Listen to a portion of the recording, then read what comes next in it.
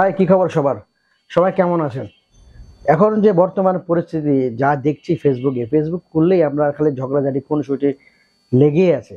Recently যে খুনসুটিটা আমরা দেখছি, বারিশা হক, তারপর ভিক্টর, ওই যে ভিক্টর যে লোকটা, এটা হলো দিঘির মামা লাগে। উনি উনি কিন্তু বলতেছে যে বারিশা হক টাকা দিয়ে অ্যাওয়ার্ড কিনেছে। এটা সচরাচর অ্যাওয়ার্ড যে টাকা দিয়ে কিনা যায়, এটা তো আমরা অনেকেই জানি, এবং এটা এটা হয়, এটা হচ্ছে সমাজে, এটা হচ্ছে, এটা আমরা জানি।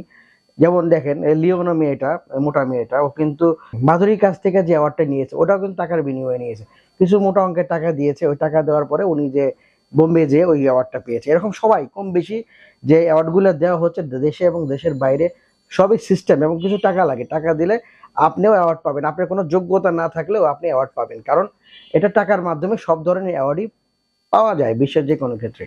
এখন আপনি যদি রান্না করেন, আপনি রান্নার একটা আইটেম রয়েছে, যেমন রান্না কিছু করতে পারেন আপনি, তারপর আপনি অ্যাওয়ার্ড পাবেন, কারণ এই টাকার মাধ্যমে আপনি অ্যাওয়ার্ড পাবেন। এখানে যে বিষয়টা নিয়ে এখন আমরা যা দেখছি, খুনসুটি হচ্ছে, বারিশা হক, তারপর লিওনা মেয়েটা, মহিলাটা, উনি ওনার মধ্যে কিছু 3 বছর আগে কিন্তু লিওনা বারিশা হকের খুব ফ্যান ছিল, এবং তারা ছাড়া কিছু বুঝতো না, এবং তার সাথে দেখা করার জন্য সে অস্থির ছিল।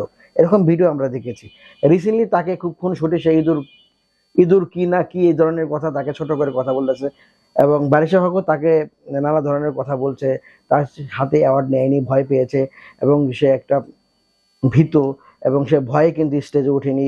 এবং লিওনা যে কথাটা বললো যে না, আমি যাকে পছন্দ করি না তার ছায়াও আমি মারাই না, এই ধরনের কথা বললো। এবং আরো অনেক ধরনের কথা হচ্ছে। লিওনের হাজবেন্ড একটু প্রবলেম ছিল, চারিত্রিক প্রবলেম, ওইটা বারিশা হকের মেসেঞ্জারে যে দিয়েছে, এটা আপনারা দেখেছেন। আবার লিওনা বলছে যে তোমার হাজবেন্ড কি দুধের দোয়া নাকি। দেখেন, আসলে পারিবারিক যে সমস্যাগুলো এবং নিজেদের মধ্যে সমস্যা হতেই পারে, একটা প্ল্যাটফর্মে কাজ করতে গেলে নানা ধরনের সমস্যা হতেই পারে। এখানে লিওনা কাজ করছে, বারিশা হকও কাজ করছে, এখানে কাজ করতেই পারে, তাদের মধ্যে প্রবলেম হতেই পারে। তাই বলে একটা সোশ্যাল মিডিয়াতে এসে এই খুনসুটিগুলো, একজন আরেকজনের হাজবেন্ড নিয়ে টানাটানি, আরেকজন চারিত্রিক প্রবলেম নিয়ে টানাটানি, এবং তার আগে বিয়ে হয়েছিল, বাচ্চা আছে। এখানে লিওনার একটা ব্যাপার বুঝলাম না, সে একদম পুরান ঢাকার মেয়ে, তার ড্রেস আপ দেখছেন, তার ড্রেস আপ গুলো, সে উন্না পড়ে না, এটা কোনো কথা? তো ওনার বাচ্চাও আছে, আমি জানি, যেটুকু জানি। তো আপনি যে অনলাইনে অথবা ক্যামেরার সামনে আসেন, আপু, একটু একটু তো আহ, নিজের মধ্যে একটু থাকা উচিত। আপনার দুটা বড় বড় বাচ্চা আছে, আপনি এইভাবে করে উন্না ছাড়া কিভাবে একটা ক্যামেরার সামনে আসেন? আর আপনাকে দেখতেই বা কেমন লাগে? আচ্ছা, এটা আপনার ব্যাপার, কিন্তু আপনি সামাজিকতা তো বুঝবেন। আপনার হাজবেন্ড আছে, দুটা বাচ্চা আছে, আপনি উন্না ছাড়া কিভাবে ক্যামেরার সামনে আসেন? এটা দেখতেই বা কেমন লাগে? আপনি পুরান ঢাকার মেয়ে, কিন্তু অড লাগে একটা। আপনি মিডিয়াতে আছেন, ঠিক আছে, আপনি একজন সেলিব্রিটি, এইভাবে না তো। অনেক সেলিব্রিটি আছে না বাংলাদেশে, দেখেন, ভদ্র, নম্র, সভ্য। আপনি যদি রুনা হকের মতো আসেন, আপনি তো রুনা হক না, আপনি একজন লিও না, মোটা, আপনাকে দেখতে তো কেমন লাগবে? ওটা বললাম না, আল্লাহর বান্দা আপনি। কিন্তু আপনি যেভাবে আসেন, এটা তো ঠিক না আসলে।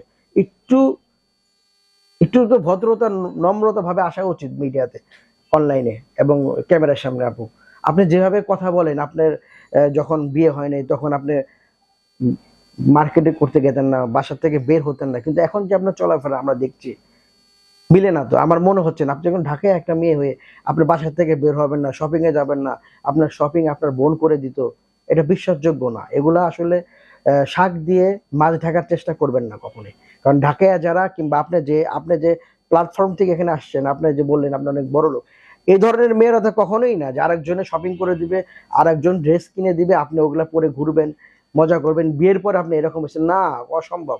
আপনি আগে এরকম উশৃঙ্খল ছিলেন, এখনো ওইরকমই আছেন। এখন যে ব্যাপারটা, বারিশা হক এটা তো আর নতুন কিছু না, উনি তো আগে থেকে একটু উগ্র টাইপের, এবং উনি যে কোনো প্রবলেম হলে উনি আগে কথা বলে, এবং উনি আগে এ ধরনের মানে ঝামেলা কন্ট্রিবিউশন করার জন্য আগে উৎপাত শুরু করে দেয়, যে কোনো মানুষের সাথে হোক। এই তন্নির সাথে কিছুদিন আগে লাগলো। এখন আবার ওই যে ভিক্টর মামা, যেটা হলো আপনার দিঘির মামা, ওনাকে নিয়ে আজে বাজে কথা বলছে, যে উনি যদি দিঘির মামা না হতো, ওনাকে আমি মূল্যায়ন করতাম না, এই ধরনের কথা সে বলেছে। আসলে কি, মানুষের মধ্যে মানুষের ঝগড়া লাগতেই পারে, স্বভাবত প্রবলেম হতেই পারে। এখন ভিক্টরের সাথে যে ব্যাপারটা নিয়ে লাগছে, ভিক্টর বলল যে ও কিন্তু একটা অনুষ্ঠানে, বারিশা হকের একটা অনুষ্ঠানে জন্মদিন, ওই কেকটা আর এক মেয়েকে খাওয়াইছে, কেকটা খাওয়ানোর কারণেই বারিশা হকের প্রবলেম। না, এটা খাওয়ালো কেন? ওর অনুষ্ঠানে ওই মেয়েকে কেন খাওয়ালো? এখন বারিশা হক কি ওনাকে চালাবে, ভিক্টরকে চালাবে? উনি একজন বয়স্ক মানুষ, উনি একজন সিনিয়র পার্সন, উনি দিঘির মামা, ঠিক আছে, ওনারও তো একটা পার্সোনালিটি আছে, ওনারও তো একটা আলাদা লাইফ আছে। উনি কার সাথে মিশবে, কার সাথে কথা বলবে, কাকে খাওয়াবে, তাকে খাওয়াবে না, ওনার ব্যক্তিগত ব্যাপার, ওখানে কেন বারিশ হক হস্তক্ষেপ করবে? এখানে যে ব্যাপারটা নিয়ে লেগেছে, সবাই সবার মধ্যে দ্বন্দ্ব লেগে গেছে, কিন্তু ওই লিওনার মধ্যে হলো দ্বন্দ্ব আছে, আবার এই বারিশ হকের মধ্যে রয়েছে, তারপরে আবার এখানে এই ভিক্টর যে লোকটা মামার মধ্যে পড়লো, মামার গাজে বাজে কথা বলেছে। আসলে এখানে সবার মধ্যে প্রবলেম রয়েছে, এখানে এটা নিয়ে কিন্তু এখন খুনসুটি চলছে মিডিয়ার মধ্যে, এবং এখানে অনলাইনে খুললেই, ফেসবুক খুললেই আমরা দেখছি এদের নিয়ে আলাপ আলোচনা হচ্ছে। আসলে মূল প্রবলেমটা কি, কি সমস্যা, এটা আসলে খুব তাড়াতাড়ি সমাধান করা উচিত আপনাদের মধ্যে। আপনারা এটা নিয়ে সমাধান করেন, এবং কারণ আমরা এই যে আপনাদের খুনসুটিগুলো আর দেখতে চাচ্ছি না। এটা কিন্তু একবার ডাস্টবিন হয়ে গেছে, আপনারা ফেসবুকটাকে, অনলাইনটাকে ডাস্টবিন করে দিয়েছেন। দয়া করে এগুলো বাদ দেন, আপনারা যে যা কাজ করেন সেই কাজে ব্যস্ত থাকেন, এই খুনসুটিগুলো না করে নিজের কাজে ব্যস্ত থাকেন। আর দর্শক, আপনারা এই ব্যাপার নিয়ে কি ভাবছেন অবশ্যই কমেন্টের মাধ্যমে জানাবেন।